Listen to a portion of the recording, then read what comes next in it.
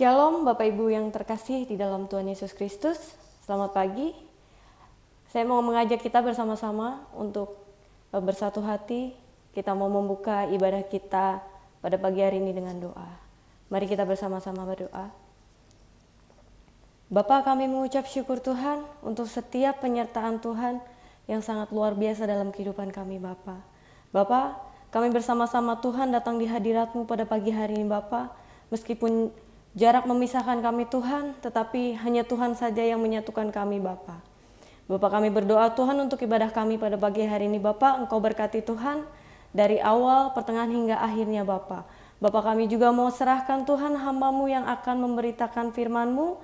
Kiranya firman-Mu dapat tertanam di hati kami, bertumbuh di hati kami dan menjadi rema dalam kehidupan kami Bapa. Kami bersyukur Bapa, kami mau serahkan Tuhan ibadah ini ke dalam tangan-Mu saja. Dan kami mau bersyukur bersama-sama. Hanya di dalam nama Yesus, haleluya, amin.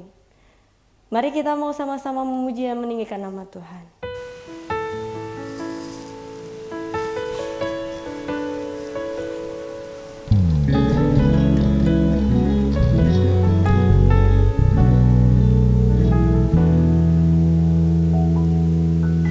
Kau telah buktikan cinta-Mu padaku, Kau membayarku dengan hidup-Mu. Ku bersyukur yang ada padaku, semuanya milik-Mu. Ku persembahkan seluruh hidupku di mezbah-Mu. Hanya Kau yang menjadi tempat jawaban, hanya Kau tempatku berharap. Berjalan bersama-Mu ku takkan goyah, sebab tangan kasih-Mu tersedia bagiku.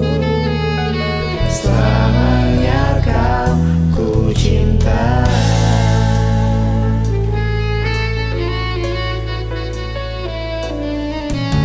Kau telah buktikan cinta-Mu padaku, Kau membayarku dengan hidup-Mu.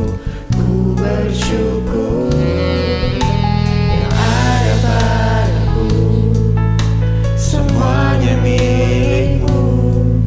Ku persembahkan seluruh hidupku di mezbah-Mu. Hanya Kau yang menjadi tempat jawaban, hanya Kau tempatku berharap. Berjalan bersama-Mu ku takkan goyah, sebab tangan kasih-Mu tersedia bagiku. Selamanya Kau ku cinta. Hanya Kau yang menjadi tempat jawaban, hanya Kau tempatku berharap. Berjalan bersama-Mu ku takkan goyah, sebab tangan kasih-Mu tersedia bagiku. Selamanya Kau ku cinta. Sebab tangan kasih-Mu tersedia bagiku. Selamanya Kau ku cinta.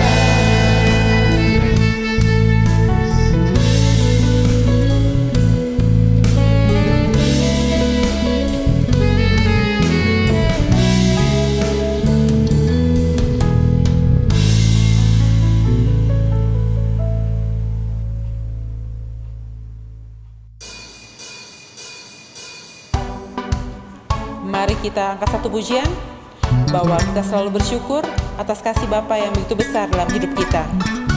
kasih yang begitu besar, lebih kuat dari dosa. Kasih yang menemukanku, selamatkan dan pulihkanku. Ku naikkan syukurku, ku tak akan berhenti memuji, meninggikan namamu selalu, menari, memuliakanmu. Dibebaskan, dibangkitkan, hidup yang kau beri, dan kini hanya untukmu.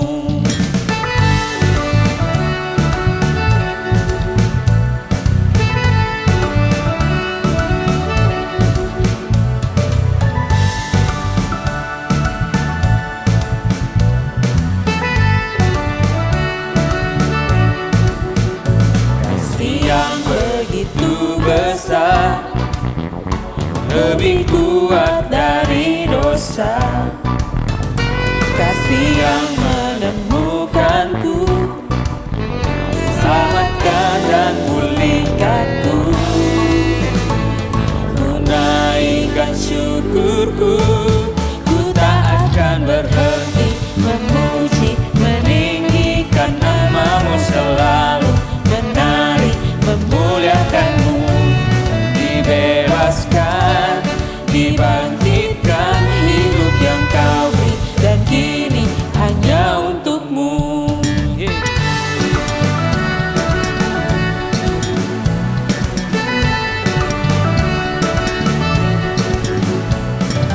Naikkan syukurku, ku naikkan syukurku, ku tak akan berhenti memuji, meninggikan namamu selalu, menari, memuliakanmu. Dibebaskan, dibangkitkan, hidup yang kau beri, dan kini hanya untukmu. Takkan berhenti meninggikan namamu, menari. Dibebaskan, dibangkitkan, hidup yang kau beri, dan kini hanya untukmu. Hidup yang kau beri, dan kini hanya untukmu. Hidup yang kau beri, dan kini hanya untukmu.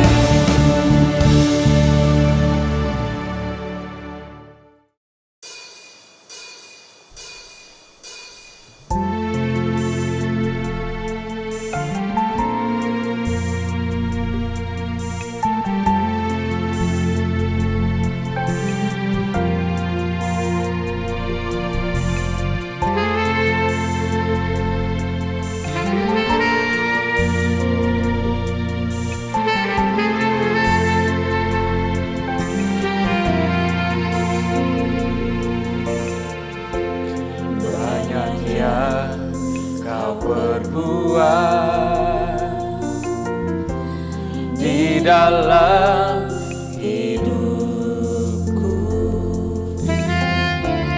rancangan indahmu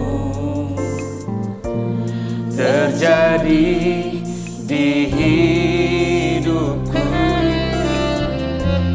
Bapa yang mengerti segala yang ku perlu, kasih-Mu sempurna nyata dalam hidupku. Ku bersyukur Bapa, ku bersyukur Tuhan, buat kasih setiamu di dalam hidupku. Ku bersyukur,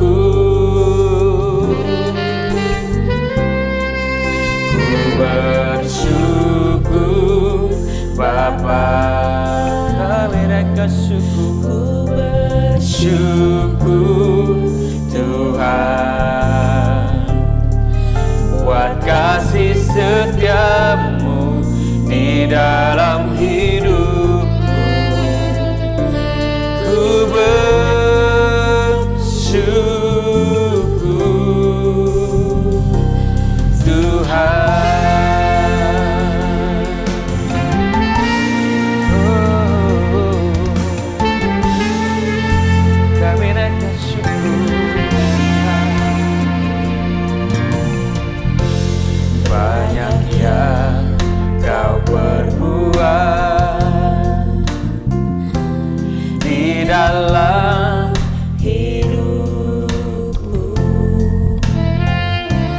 rancangan indahmu terjadi di hidupku. Bapa yang mengerti segala yang ku perlu, kasih-Mu sempurna nyata dalam hidupku. Ku bersyukur Bapa, ku bersyukur Tuhan buat kasih setia-Mu di dalam hidupku. Ku bersyukur, ku bersyukur Bapa, kami bersyukur, bersyukur Tuhan buat kasih setia-Mu di dalam hidupku. Ku bersyukur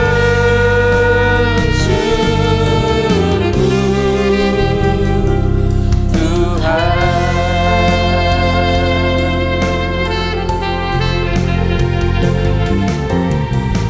Tak ada lembah kelam yang tak ku lewati tanpa hadir-Mu. Hatiku takkan gentar sebab ku tahu tangan-Mu yang menopangku.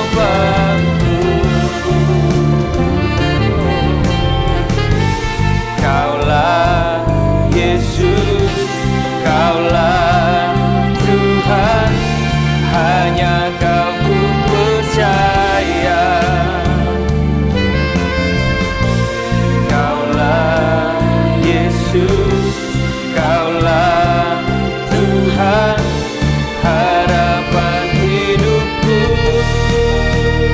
Oh,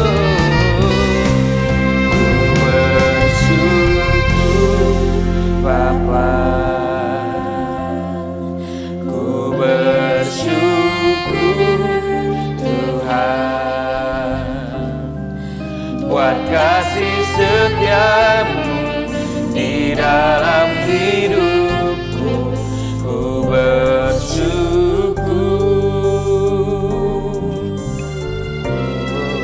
ku bersyukur Bapa, ku bersyukur Tuhan buat kasih setia-Mu di dalam hidupku. Ku bersyukur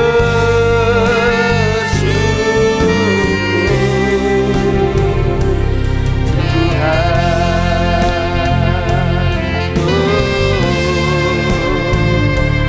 Ku bersyukur,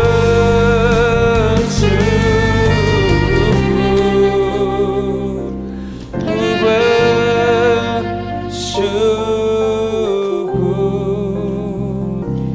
ku bersyukur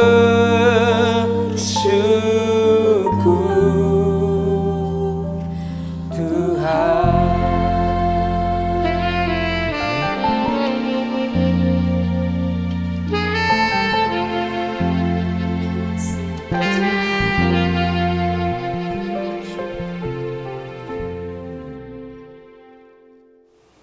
Shalom Bapak Ibu Saudara Tuhan. Kembali pagi hari ini kita berjumpa dan kita sama-sama sudah menikmati kuasa dan hadirat dalam pujian dan penyembahan kepada Tuhan. Dengan waktu yang sangat terbatas dan juga kita berdoa untuk negara dan bangsa kita supaya pandemi COVID-19 ini bisa cepat teratasi dan setiap kita tentunya bisa kembali beraktivitas dengan normal dan baik. Tapi pagi hari ini secara khusus kita mau berdoa lagi sekali sebelum kita dengar firman Tuhan, supaya kita bisa tetap ada di dalam hadirat Tuhan dalam perenungan akan firman Tuhan. Mari kita tundukkan kepala sebentar. Bapak yang baik, terima kasih untuk kesempatan pagi ini kami boleh kembali mendengarkan firman-Mu. Kiranya Bapa dengan pertolongan Roh Kudus kami boleh diberikan kewahyuan dan diberikan pemahaman, sehingga kami boleh didewasakan dan kami boleh semakin matang di dalam melayani Engkau, dan khususnya kami boleh menjadi berkat bagi setiap orang yang belum percaya. Terima kasih Bapa, kami mengucap syukur atas semua berkat-Mu dan kami sudah nikmati sampai dengan hari ini. Di dalam nama Tuhan Yesus Kristus kami berdoa. Haleluya. Amin. Don't lose your focus. Tema dalam renungan firman Tuhan hari ini. Minggu lalu kita sudah membahas bagaimana kita dipanggil Tuhan atau kita menjadi anak Tuhan. Tentunya kita harus punya fokus di dalam Tuhan, ya. Kita punya fokus dalam panggilan Tuhan, dan jangan sampai kita tidak mengerti tentang hal dasar di dalam kita memiliki fokus di dalam Tuhan. Nah, pagi hari ini saya ingin melanjutkan dalam sesi yang lain, yaitu jangan sampai kita kehilangan fokus. Bapak Ibu, kenapa kita bisa kehilangan fokus? Bapak Ibu pernah berkomunikasi dengan seller phone, lalu atau dengan medsos yang sekarang ini kita telepon dengan jarak yang jauh, kita bisa dengan mudah berbicara, bisa juga dengan bertatap muka dengan video call. Tetapi tiba-tiba kita terputus dalam komunikasi kita karena internet yang tidak baik, atau handphone kita low bat, atau yang pihak yang kita ajak bicara tiba-tiba dia mengalami hal yang sama sehingga disconnected di dalam komunikasi kita, terputus komunikasi kita. Tapi dalam hitungan detik atau dalam hitungan menit kembali disambung, ya, kembali bisa kita berhubungan. Pernahkah Anda mengalami tiba-tiba, waduh, saya lupa, saya tidak tahu tadi bicara apa, saya lupa apa yang saya harus bicarakan.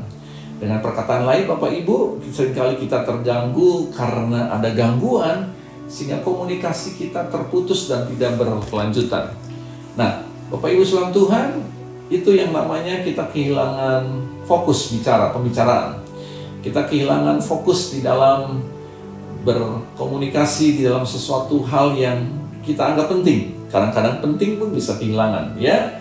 Cuman kita tidak tahu bagaimana kita bisa mempertahankannya. Nah, pagi hari ini saya akan ambil waktu untuk Anda dan saya memperhatikan dengan baik. Jangan sampai kita yang sudah punya panggilan Tuhan dan sudah kita mulai hubungan dengan fokus dengan Tuhan, tiba-tiba bisa terputus. Hal-hal apa yang bisa membuat terputus dan contoh-contoh dalam Alkitab, ya. Mari kita baca firman Tuhan terlebih dahulu untuk kita mengerti dalam poin yang pertama. Hal yang bisa membuat kita ini kehilangan di dalam apa? Kehilangan fokus. Filipi 3 ayat 19 berkata demikian. Filipi 3:19 berkata demikian. Mari kita sama-sama membacanya. Kalau Bapak Ibu sudah menemukan di dalam telepon atau dalam Alkitab yang dekat dengan Anda. Demikian firman Tuhan. Kesudahan mereka ialah kebinasaan, Tuhan mereka ialah perut mereka, kemuliaan mereka ialah aib mereka. Pikiran mereka semata-mata tertuju kepada perkara duniawi. Oh, haleluya. Ya, Bapak Ibu saudara Tuhan, hal yang pertama, apa yang membuat kita kehilangan fokus di dalam Tuhan? Ya, kalau kita versi dalam Filipi 3:19 jelas, kalau mata kita tertuju kepada perkara duniawi, yaitu apa? Hidup menyukai atas kesenangan dunia. Ya, keduniawian begitu kuat sehingga kita tidak lagi memiliki fokus dalam Tuhan. Dengan perkataan lain, Bapak Ibu saudara Tuhan, fokus kepada Tuhan berarti kita harus mengutamakan perkara-perkara rohani ketimbang dari perkara duniawi. Tetapi karena kita masih suka dengan kesukaan dunia, tanpa kita sadari, kita bisa kehilangan fokus kita kepada Tuhan. Jelas dalam Filipi 3:19 dikatakan bahwa kesudahan mereka ialah apa? Kebinasaan. Bukan kesudahan mereka itu penggenapan akan janji Tuhan. Bukan kesudahan mereka ialah apa? Memuliakan Tuhan. Bukan kesudahan mereka ialah apa? Menjadi saksi Tuhan. tapi dikatakan kesudahan mereka ialah kebinasaan. Kenapa bisa binasa? Karena Tuhan mereka ialah perut mereka. Perut berbicara mengenai sifat-sifat kedagingan. Perut berbicara mengenai sumber energi di dalam tubuh kita. Karena di sini ada usus 12 jari, di sini semua kumpulan tempat pencernaan, dan ini menjadi sumber untuk memproduksi energi tentunya ya, Bapak Ibu Tuhan. Dan kemudian kita katakan kemuliaan mereka ialah aib mereka. Jadi perhatikan baik Bapak Ibu sekalian Tuhan. Kalau orang yang sudah hidup dalam kesenangan duniawi, dia akan akhirnya apa? Kemuliaan mereka adalah aib mereka. Diperolok, atau nanti malah ada ejekan yang tidak perlu, sehingga akhirnya bisa terpuruk kalau mereka tidak siap dan tidak mau kembali kepada tracknya Tuhan. Pikiran mereka kenapa? Semata-mata tertuju kepada hal duniawi. Lukas 21 maksud saya, ayat 34 kembali menegaskan dalam hal perkara duniawi. Dikatakan begini, Lukas 21:34. Jagalah dirimu, perhatikan Bapak Ibu Tuhan, jagalah dirimu, supaya hatimu jangan syarat oleh pesta pora dan kemabukan dan serta kepentingan duniawi, dan supaya hari Tuhan jangan jatuh dengan tiba-tiba jatuh ke atas dirimu seperti suatu jerat. Jadi Bapak Ibu, seringkali karena kesenangan dunia, kita hidup di dunia, bukan berarti kita tidak boleh menikmati apa yang ada di dunia. Jangan salah paham Bapak Ibu. Alkitab tidak mengatakan seperti itu. Yang Tuhan tidak inginkan adalah pikiran kita bukan lagi kepada fokus kepada Tuhan, tetapi dibelokkan kepada perkara duniawi. Ya, jangan juga memakai dua perahu. Ya, pikiran duniawi dan pikiran dengan Tuhan, ya, atau rohani. Tetapi dikatakan Lukas 21:34 ini, jaga dirimu, ya, Bapak Ibu Tuhan. Kenapa? Karena ketika hati kita ini syarat dengan pesta pora, kita tahu pesta pora itu kesenangan duniawi, ya, dan kemabukan serta kepentingan duniawi, dan supaya hari Tuhan jangan tiba-tiba jatuh ke atas dirimu seperti suatu jerat. Bapak Ibu, kita lihat contoh dalam Alkitab yang tidak pasti, saya percaya Bapak Ibu pernah membacanya, belum pernah, tapi saya ingin mengambil contoh ini sebagai bagian dari tema yang sedang kita bahas. Dalam Lukas 15 ayat 11, ingat Bapak Ibu Tuhan, Lukas 15 ayat 11, kalau dengan cepat Bapak Ibu buka Alkitab, di situ ada perikop, ada judulnya. Judulnya apa? Anak yang hilang. Anak yang hilang. Tapi seringkali kita dengar prodigal son, ya, anak bungsu yang terhilang, seringkali menjadi tema dalam setiap pembahasan dalam Lukas pasal 15-11. Tapi bagi saya, ketika saya melihat dalam firman Tuhan, ini sebetulnya bisa soal fokus, bukan saja anak yang bungsu, tapi anak yang sulung juga kehilangan fokus. Dari mana kita tahu? Dari mana saya tahu? Kita tahu bagaimana kisahnya anak yang bungsu ini. Dikatakan tiba-tiba dia minta apa? Hak warisannya, ya. Lalu ketika dia dapatkan, karena ayahnya tidak mau berdebat, dan ayahnya juga sangat menyayangi anaknya, dan ayah yang berpikir positif, anak yang mau berusaha, dan selanjutnya, karena saya percaya tidak ada satu orang pun, seorang ayah ketika dia tahu kalau dia bagikan warisan itu bisa menjerumuskan anaknya, saya percaya tidak ada satu orang ayah yang mau memberikan itu semua. Pasti itu ada orang tua yang tidak baik kalau dia tahu bahwa dengan pembagian warisan itu bisa menjerumuskan dia. Tetapi dalam poin ini kita lihat bagaimana kemudian anak bungsu ini ketika dia mendapatkan harta warisannya, apakah digunakan sebagaimana mestinya? Ya, apakah dia berbisnis, ataukah dia berusaha dengan temannya, kerjasama, atau dia berhemat? Tetapi Alkitab mencatat dengan jelas dalam Lukas 15 ayat 13. Dikatakan begini, beberapa hari kemudian anak bungsu itu menjual seluruh bagiannya. Itu lalu pergi ke negeri yang jauh ketika dia dapat warisan. Di sana ia apa? Memboroskan, bukan menghemat. Bukan mengelola uang itu dengan baik. Tapi dikatakan dia memboroskan harta miliknya itu dengan apa? Hidup berfoya-foya. Lihat, fokusnya untuk kesenangan duniawi, kesenangan daging, ya, menggembirakan hati, bukan menggembirakan Tuhan. Bapak Ibu saudara Tuhan, dengan baik-baik, Anda dan saya percaya, satu saat, entah di mana kapan waktunya, Anda dan saya pasti dipercayakan Tuhan untuk mengelola yang namanya materi, harta dari Tuhan, kepemilikan yang Tuhan percayakan untuk kita mengelola, bukan kita miliki. Kalau Anda setia, kita setia, saya percaya Tuhan akan pertambahkan. Tuhan bilang begini Alkitab, setia dalam perkara kecil, Tuhan tambahkan perkara yang besar. Kalau kecil aja nggak bisa dipercaya, bagaimana yang besar? Camkan baik-baik. Bagi Anda yang sedang berdoa, bagi Anda yang sedang menantikan janji Tuhan, ketika ada berkat Tuhan, kecil tapi setia, Tuhan tambahkan. Ya, besar tapi tidak setia, Tuhan bisa ambil. Tuhan bisa berikan kepada orang yang setia. Dalam kisah ini, anak bungsu ini kemudian dikatakan apa?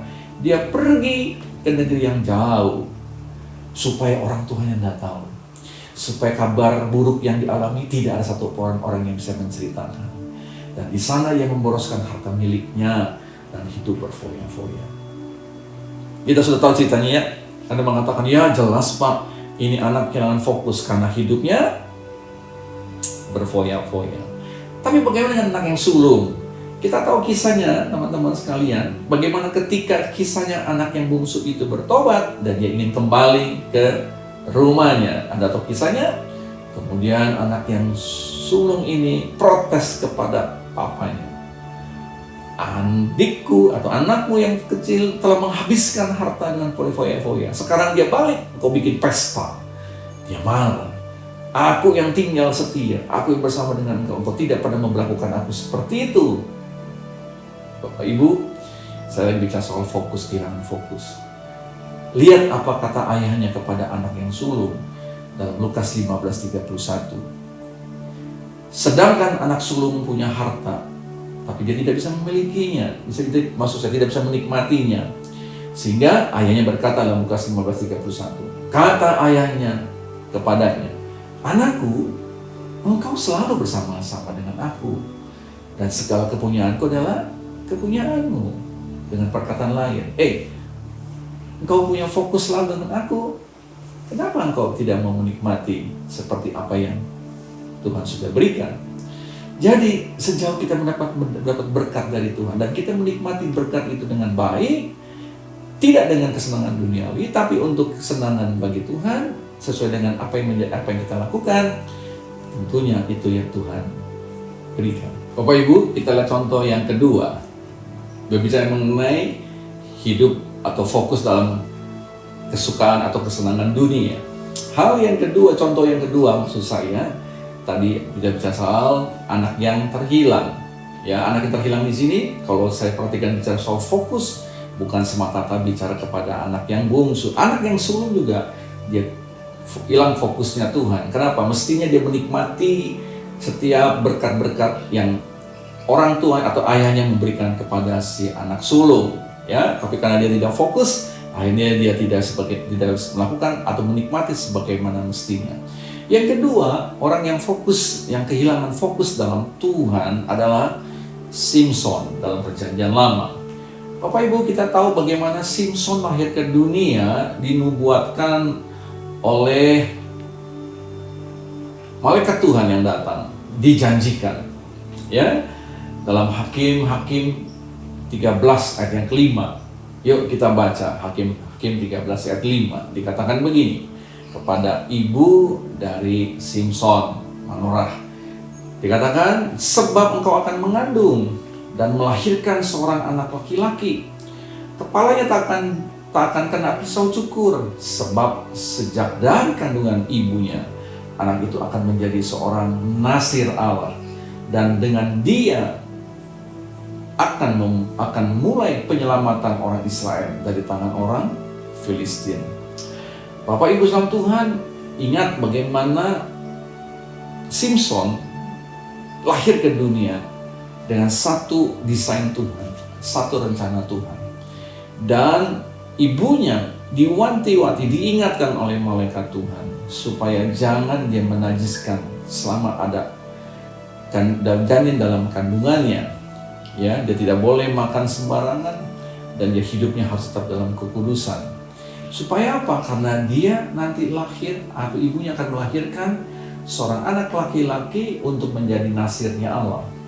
Nasirnya adalah orang yang dipakai dengan luar biasa oleh Tuhan.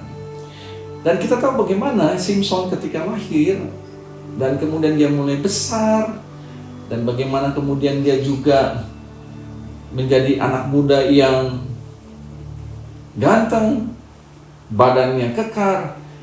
Saya percaya anak gadis pada zamannya, mungkin zaman sekarang kalau dia pun ada, akan menjadi perhatian buat para gadis. Dan kita tahu bagaimana Simson punya kelemahan, dia tidak bisa melihat gadis-gadis yang cantik. Ya, dan kita tahu kisahnya, Simson akhirnya apa? Kehilangan fokus, di mana dia sebetulnya harus mengerjakan apa yang menjadi bagiannya yang Tuhan sudah rencanakan. Tetapi karena kesenangan dunia, kalau kita masuk kategori dia adalah laki-laki yang suka dengan gadis cantik, akhirnya dia jatuh dalam pelukan siapa? Delila. Dan itu dimanfaatkan oleh musuh bangsa Israel, dimanfaatkan oleh musuhnya Simson, yang seharusnya dia yang harus memenangkan dan harus menguasai bangsa Filistin, menyelamatkan bangsa Israel. Tapi karena dia begitu kuat keinginan duniawinya, sifat duniawinya, kesenangan. Ya, kita tahu bagaimana orang-orang yang kalau suka dalam dunia malam, suka dengan pesta pora, suka dengan minuman-minuman alkohol dan selanjutnya, yang bisa membuat dia lupa diri. Yang pada awalnya mungkin hanya coba-coba, yang awalnya mungkin hanya pengen untuk menemani teman, yang asal muasalnya karena tidak enak dengan diajak oleh teman. Tapi akhirnya dia jatuh melalui kebiasaan, dan bukan hanya kebiasaan, akhirnya jadi karakternya dia. Dan akhirnya tentunya fokusnya Tuhan hilang. Bapak Ibu Saudara Tuhan dan teman-teman sekalian yang sedang beribadah online, coba cek. Apakah belakangan hari ini kita sudah mulai tertarik dengan perkara-perkara duniawi? Saya berikan contoh dalam anak yang sulung yang memboros, ya, tidak bisa manage keuangan. Itu salah satu bisa membuat kita fokus, kita akan tidak lagi kepada Tuhan. Uang yang kita terima harusnya kita muliakan Tuhan. Titipan harta yang Tuhan berikan sebetulnya itu untuk kita memuliakan Tuhan. Tapi akhirnya kita tergiur dan kita menguasai dan kita pakai hanya untuk kesenangan diri kita sendiri. Saya bersyukur di tengah-tengah COVID, di tengah-tengah pandemi seperti ini, ada anak-anak Tuhan yang masih setia untuk melakukan kewajibannya, untuk mengembalikan persepuluhannya kepada Tuhan. Ya, itu kita tahu bahwa itu merupakan titipan Tuhan dan kita sepatutnya harus kita kembalikan. Saya bersyukur anak-anak Tuhan yang masih dengan setia. Saya bersyukur anak-anak Tuhan yang masih takut akan Tuhan. Ya, dan mereka menyadari bahwa inilah bukan miliknya dia, ini miliknya Tuhan. Dan dia tahu ketika dia mengembalikan itu semua untuk Tuhan, itu merupakan bagian ketaatannya, bagian hormatnya dia kepada Tuhan. Hidup takut akan Tuhan dan dia memegang akan kepercayaan apa yang diperintahnya oleh Tuhan sebagaimana firman Tuhan. Ya, saya bersyukur atas semua orang-orang yang sampai hari ini dia masih cinta Tuhan, melayani Tuhan. Saya bersyukur sampai hari ini ada orang-orang yang masih setia bergabung di dalam doa dan juga dalam pelayanan. Lalu sama Tuhan, Simson dia jatuh. Tuhan sudah memfokuskan segala keberadaan hidupnya. Bapak Ibu, kita contoh bagaimana Yesus datang ke dunia. Dia pernah dicoba untuk kesenangan dunia ketika dia ditawari oleh iblis, ketika Roh Kudus membawa Yesus kemana? Ke bukit pencobaan. Ya, di situ dia dicoba dengan 3 kesenangan dunia. Kesenangan dunia bukan semata-mata pesta pora, tapi juga mengenai kedagingan kita. Ingat, lapar dikasih tawarkan bikin batu jadi roti. Betul ya? Kedua, dikasih lihat kemegahan dunia. Itu kan menggiurkan. Ya, kalau kita bisa menguasai dunia, orang kan berlomba-lomba untuk menikmati kenikmatan dunia. Kalau dia bisa menguasai dunia, rasanya ada kebanggaan sendiri. Kalau dia bisa mendahului orang-orang lain untuk memiliki sesuatu benda yang langka, rasanya punya kesenangan, punya kebanggaan sendiri. Bapak Ibu Tuhan, Yesus cobai hal yang ketiga. Untuk apa? Untuk lompat. ya, untuk menunjukkan bahwa nanti ada malaikat Tuhan. Ya, nah kita tahu Bapak Ibu saudara Tuhan, itu semua Yesus pernah mengalaminya. Jadi orang yang mau hidup dalam fokus Tuhan, kita harus mengerti bahwa satu hari kita bisa kehilangan fokus Tuhan kalau kita tidak berjaga-jaga.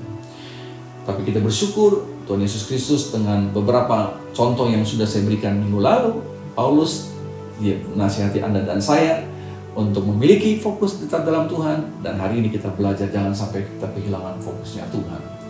Hal yang kedua, Bapak Ibu saudara Tuhan, apa yang bisa membuat kita kehilangan fokus Tuhan? Ya, suka menjauhi perhimpunan. Suka apa? Menjauhi perhimpunan.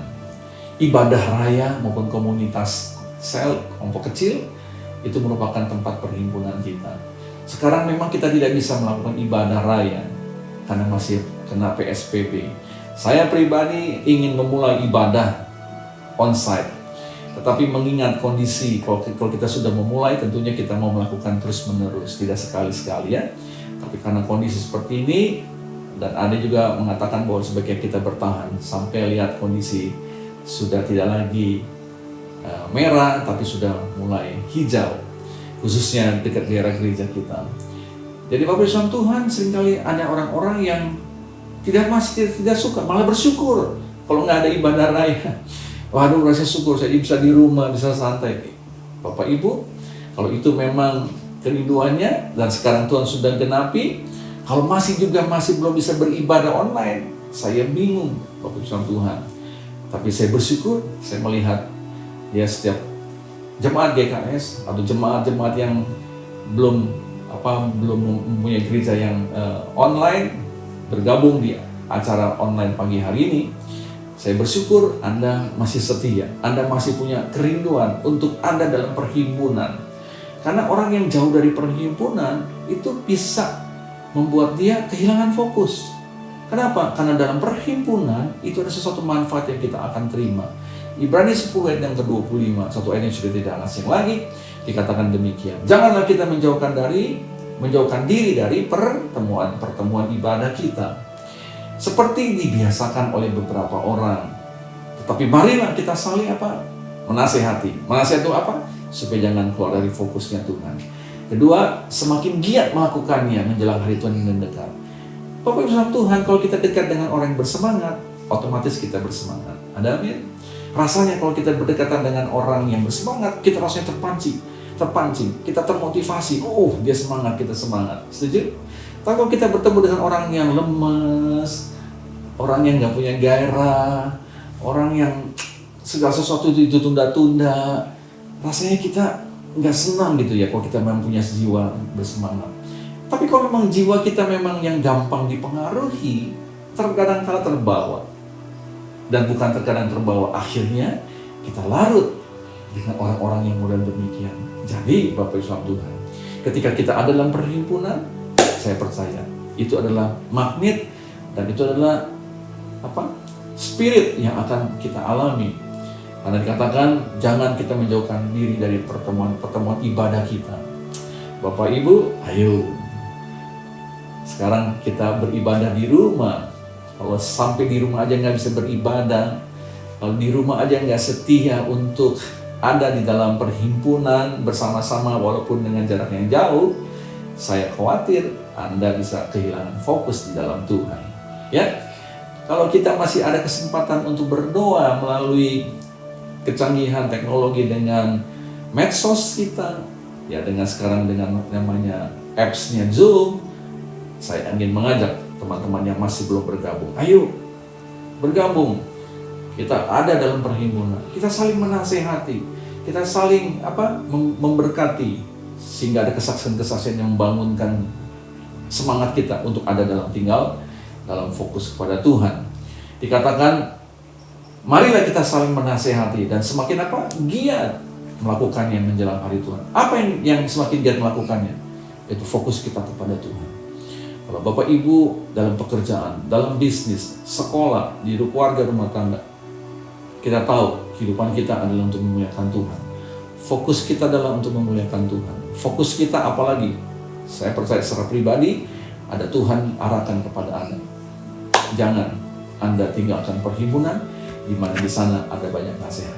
Ya, dikatakan di sini adalah ibadah, pertemuan ibadah bukan berarti ibadah sekedar yang namanya rutinitas, tetapi ibadah yang benar mendatangkan kuasa, di mana kita mengalami yang namanya apa? Hadirat Tuhan. Jadi Bapak Ibu, kalau kita ada dalam ibadah, ikut nyanyi, ikut bertepuk tangan, ikut menyembah, angkat tangan kalau memang ada penyembahan. Alami kuasa Tuhan. Rasakan seperti Anda ada dalam ruangan ibadah.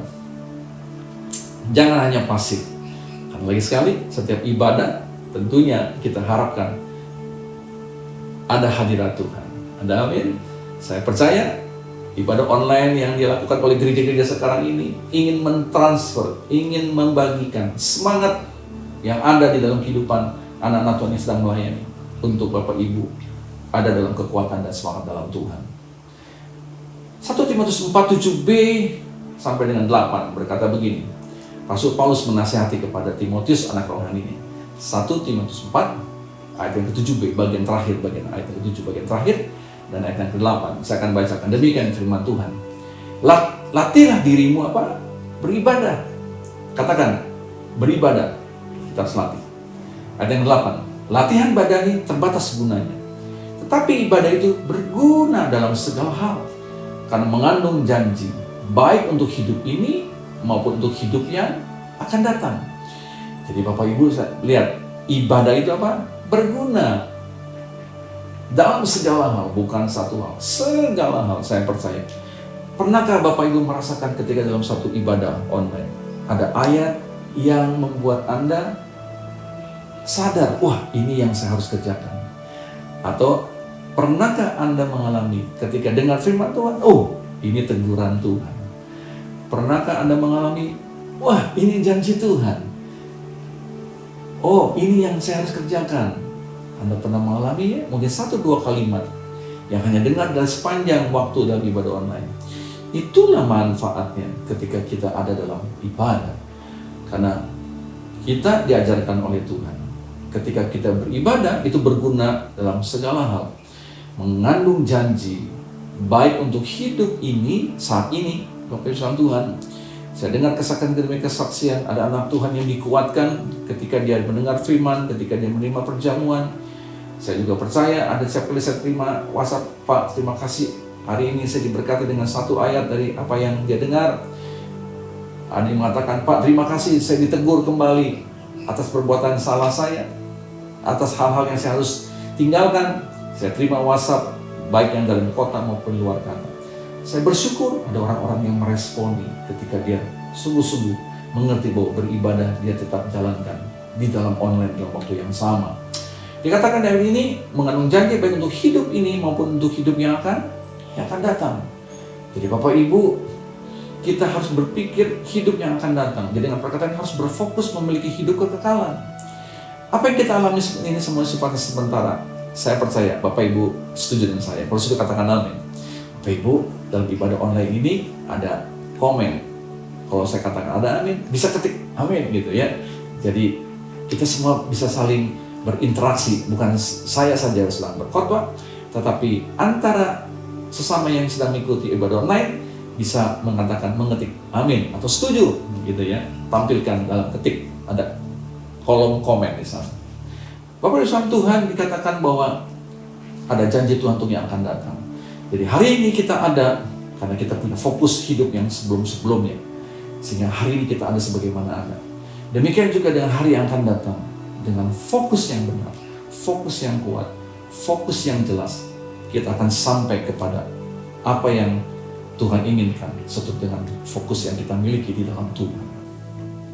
Hal yang ketiga, jemaat yang kasih Tuhan yang bisa membuat kita kehilangan fokus dalam Tuhan adalah yaitu kita mengabaikan kehendak Tuhan. Kita mengabaikan apa? Kehendak Tuhan.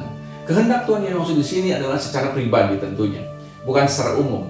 Ya, mari kita lihat di dalam ayat yang perjanjian lama dalam Hagai 1 ayat 9 sampai 11, bagaimana Hagai menegur kepada pengikut-pengikut Kristus, pengikut-pengikut yang pada saat itu ada dalam bangsa Israel.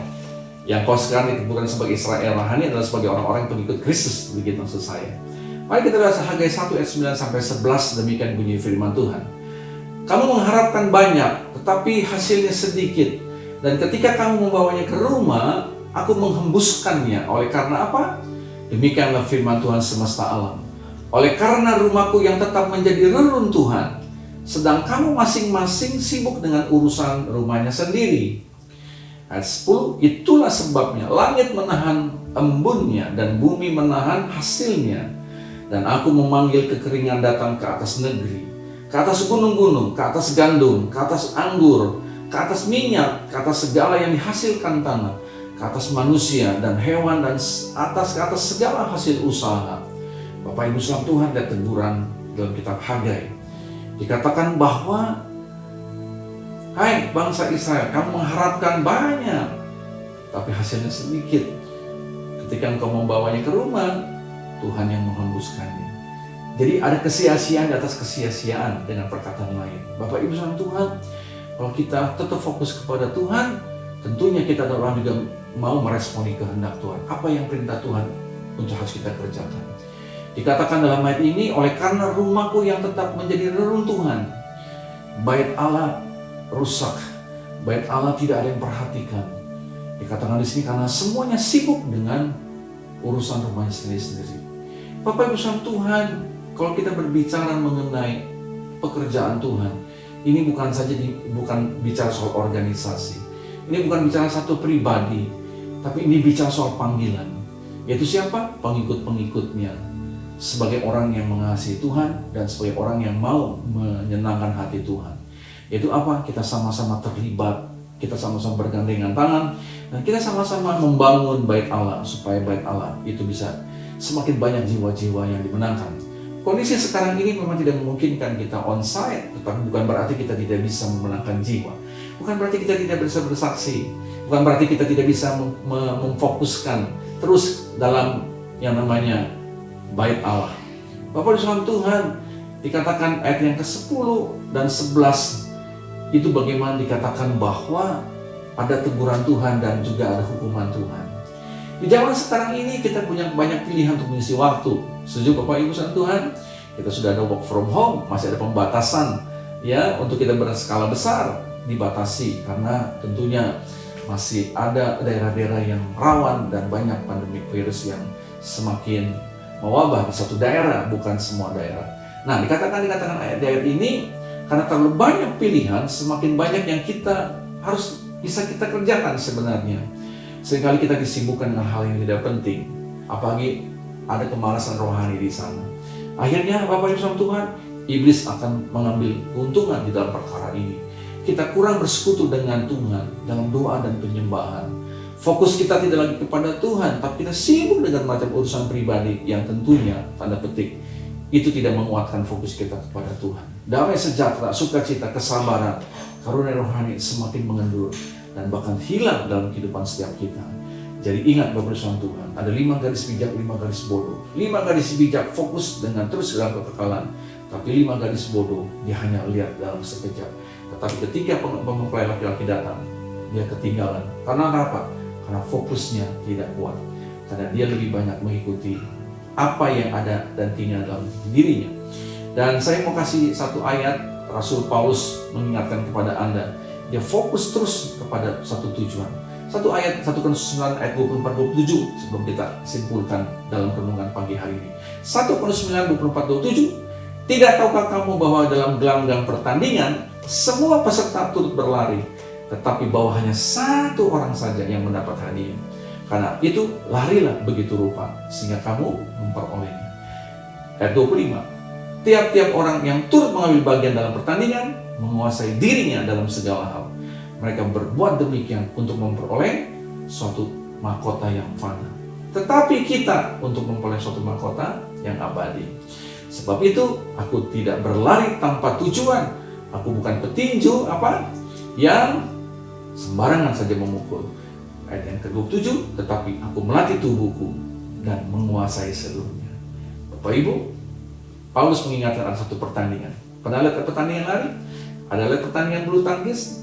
Ada lihat pertandingan sepak bola? Pelatih di samping seringkali berkata gini, ayo fokus, ayo semangat.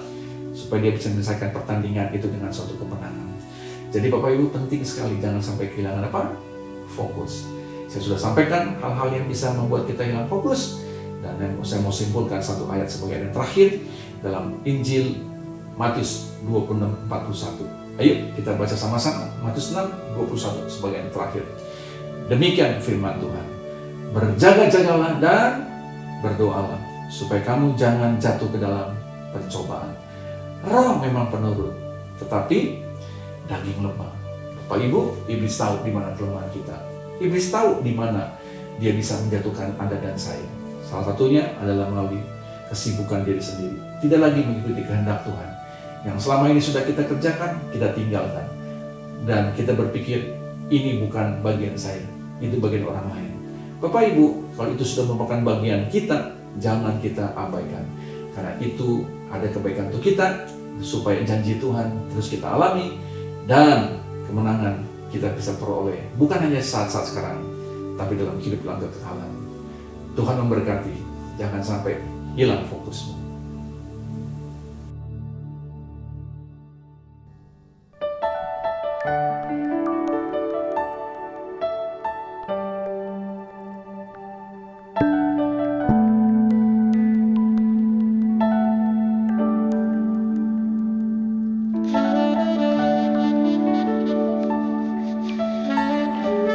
Dekat kepadamu Tuhan, kerinduan hati kami.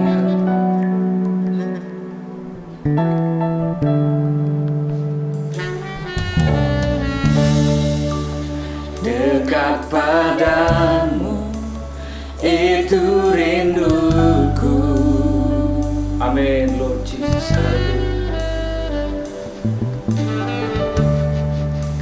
Setiap kataku, Kau pun menunggu. Tak kusangka ku temukan satu kasih yang abadi. Kini ku datang dan ku bawa hidupku.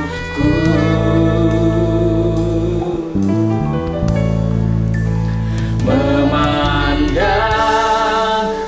wajahmu, mengikuti kebaikanmu, mengejar hadirmu dalam hidupku. Membawa sembahku, menyatakan kebesaranmu, mengejar hadirmu dalam hidupku.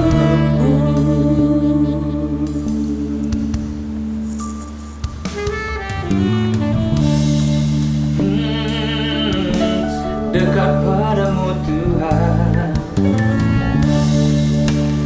dekat padamu, itu rinduku. Oh, setiap kataku, Kau pun menunggu. Oh haleluya Tuhan. Tak kusangka ku temukan satu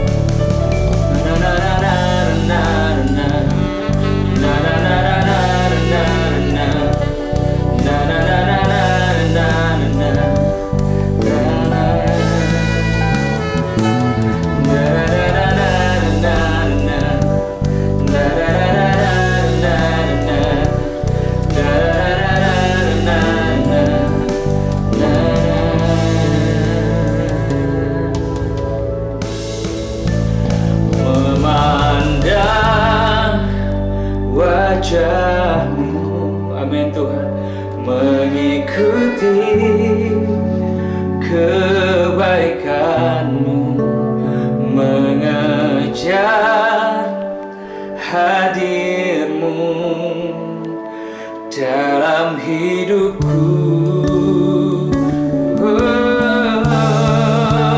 Membawa sembahku, menyatakan kebesaran-Mu, mengejar hadir-Mu dalam hidupku. Mengejar hadir-Mu dalam hidupku. Mengejar hadir-Mu dalam hidupku.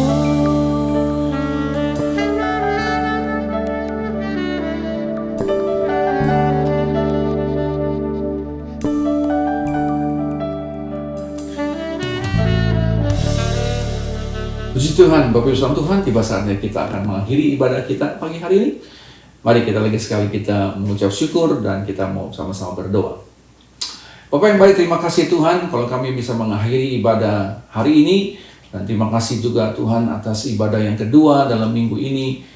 Hamba berdoa biarlah Engkau kembali menyertai umat-Mu dalam segala aktivitasnya, dalam kehidupan di rumah, sekolah mereka melalui online, demikian juga pekerjaan, dan juga Tuhan ketika mereka sedang membutuhkan berkat-berkat-Mu, Tuhan tolong Tuhan.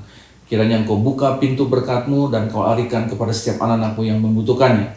Kesembuhan, pekerjaan, usaha mereka, dan juga khususnya Tuhan di dalam keharmonisan rumah tangga. Biarlah Engkau yang menyertai dan memberkatinya. Terima kasih Bapa. Kami memberkati negara kami, untuk Bapak Presiden, Wakil Presiden, seluruh kabinet yang ada, menteri-menteri yang bekerja dalam kabinet Bapak Jokowi. Tuhan kiranya Engkau tolong, demikian juga kepala daerah, biarlah mereka semua ada di dalam pimpinan-Mu, sehingga setiap permasalahan yang ada dalam negara bangsa kami ini dapat teratasi karena campur tangan-Mu Tuhan. Terima kasih Bapa di surga, terpuji nama-Mu. Jemaat dikasihi Tuhan, arahkan mata rohani-Mu, dan terimalah berkat damai sejahtera Allah Bapa di surga, cinta kasih penyertaan Tuhan Yesus Kristus, di dalam pertolongan Roh Kudus ketika Anda keluar rumah, ada dalam kegiatanmu, dalam setiap apapun engkau sedang lakukan, ada perlindungan dari segala gangguan orang jahat, dan dari segala penyakit, dan COVID-19 dijauhkan. Ada perlindungan yang nyata, karena ada penyertaan Roh Kudus dalam setiap kehidupan kita semuanya. Di dalam nama Tuhan Yesus Kristus. Haleluya. Dan kita semua yang berkati Tuhan sama berkata, amin. Selamat hari Minggu, Tuhan memberkati kita semua.